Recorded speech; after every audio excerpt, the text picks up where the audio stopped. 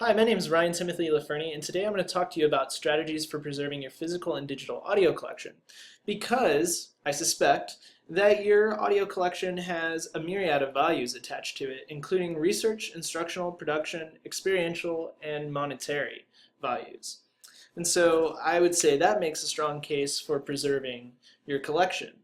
And most people's collection in this day and age consist of grooved audio, LP records, long-playing vinyl records, compact discs, and digital audio in the form of MP3s, which is very, very common.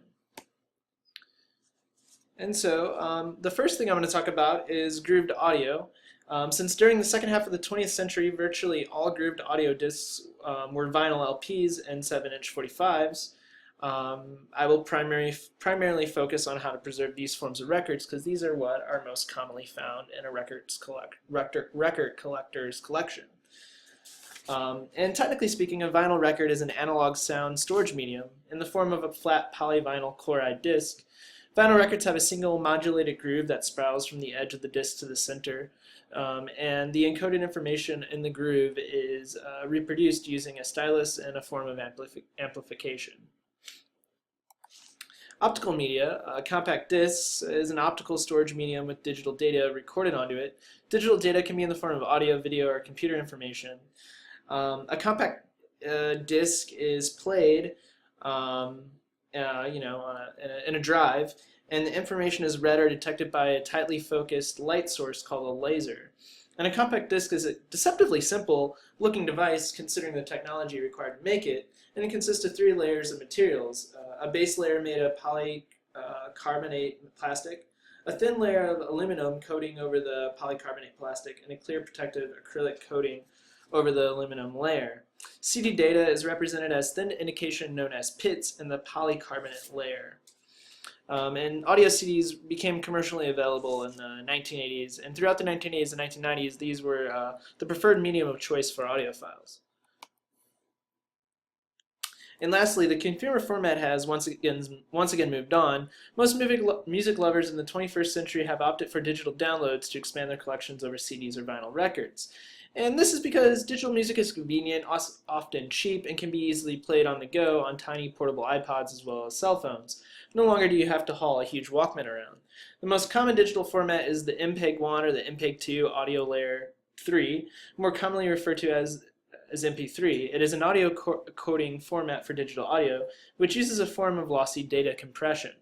It is the common format for consumer audio streaming and storage, as well as for the transfer and playback of music on most digital audio players. I'm sure you're familiar with this, but most major sellers of downloadable music include Amazon and iTunes, and you can often purchase music from artist websites as well. So I'd like to get into some basic audio preservation and storage requirements for physical discs.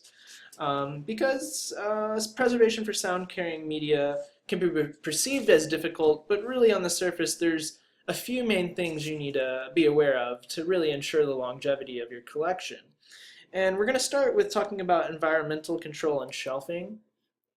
In terms of environmental control, for both vinyl and CDs, temperature and humidity should not fluctuate, as heat and humidity as well as sudden changes in temperature can cause degradation. And the ideal temperature for in-use LPs is 65 to 70 degrees Fahrenheit. So lower temperature and relative humidity are necessary for slowing natural deterioration.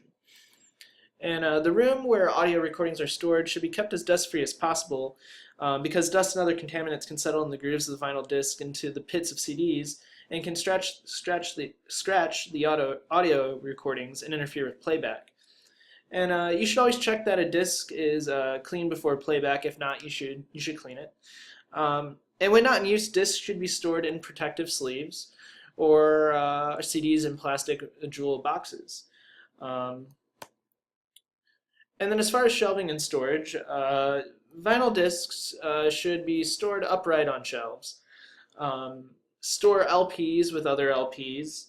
Avoid mixing sizes. CDs work too, so store them upright as well.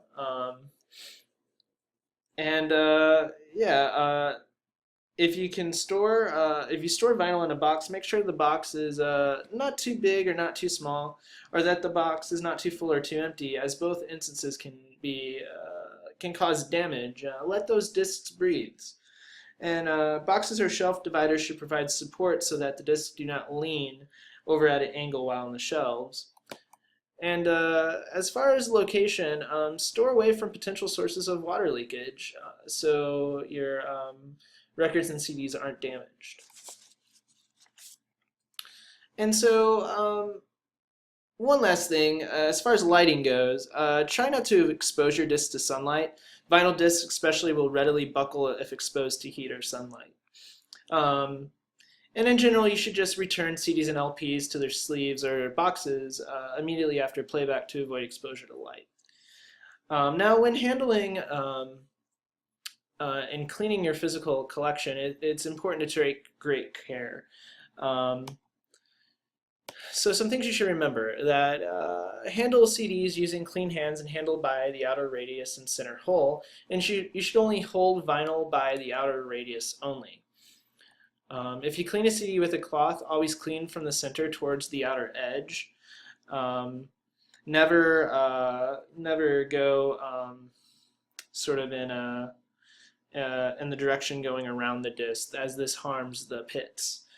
And there's commercially available water-based detergent formulated for cleaning the surface of optical discs. You can get it at Walmart or Target or online, anywhere really. To ensure the best sound and least amount of wear on your records, it's recommended that your records be cleaned before and after each playback. You can use carbon fiber brushes to remove dirt and dust that gets lodged inside the grooves of a record.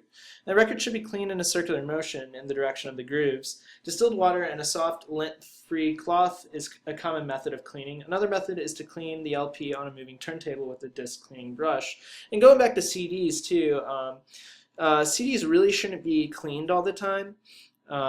Because the polycarbonate substrate that the CD is made out of is relatively soft and a transparent type of plastic that can be damaged every time the disc is wiped, rubbed, or treated with some solution, or otherwise manipulated for cleaning. So it's really important that if a disc needs cleaning, remember you can use an air puffer to blow off dust first, or a soft cotton cloth to wipe the disc before you jump in to really try and go in there with some moisture or whatnot. And, you know, audio formats change ever so quickly. Just think about how quickly we went from walking around with basic Walkmans to carrying nano iPods. I mean, it's less than a generation, or right around a generation. So due to the swift change that happens with storage and playback formats, your digital audio collection might be the most acceptable to obsolescence.